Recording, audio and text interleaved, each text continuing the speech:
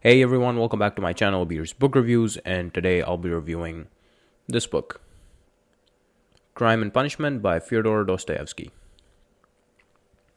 Now, of course, you might have heard of this book and of the author, Fyodor Dostoyevsky. Very famous author, very famous book, and we're here to talk about it. So the book is a psychological suspense, a psychological thriller of sorts. It follows the journey of this one university student who commits a crime. Now, on the surface, it might just seem like a very plain, straightforward book about a person who commits a crime, and then you get to see what happens. But in actuality, it is much more than that. Committing the crime might even be considered like a subplot of the book. It's a very it's a small part of the story, and it does not hold as much consequential value as what follows the murder, namely the story we get of the character dealing with the aftermath, dealing not only with his own thoughts, but his changed perception of reality and his changed perception of society and people within the society.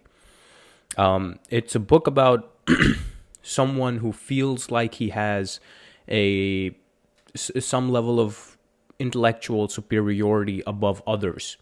It's a book about a person who thinks that because they are so educated, they know more than others, and their actions or their thought processes are more justified than those of others in whatever regard.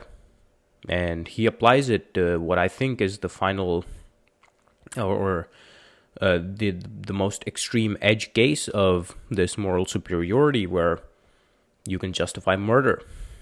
And that's the journey that Raskolnikov, who's the main character, goes on. He commits a murder for one reason, and after the fact, he justifies it in his mind. He justified why he does it, and he paints this very imaginary fairy tale-esque picture of why it was necessary for him to do what he did in the manner that he did it. By manner I mean why commit the murder with this one tool instead of this other one? Why make it more brutal than it had to be?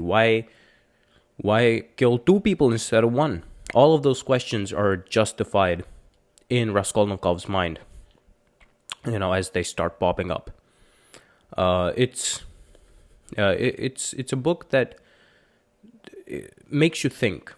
It doesn't give you a very straightforward answer about, this action was bad or this action is good, or that this thinking is bad or this thinking is good.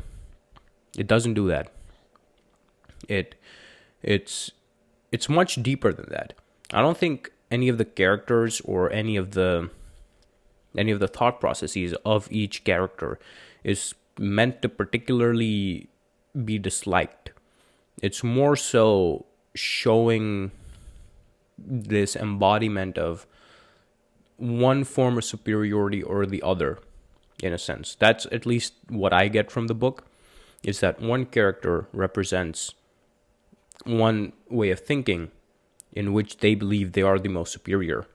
Another character represents another way of thinking in which they believe they are superior. And in the end, it's this mix, this conundrum of different actions, different consequences, different ways of thinking, and how does one deal with this fact of justifying the unjustifiable in their head? What physical and what mental toll does it take on the self when you start doing that, when you start venturing down this path of supposed moral superiority? So those are some of the questions, or some of the thought processes that are explored in the book. I wouldn't even say they're answered in the book. They're just explored. They're put out there, and I think in the end, the reader is just left there to make their own decisions and jump to their own conclusions, if at all. Um, yeah, it's a pretty heavy book.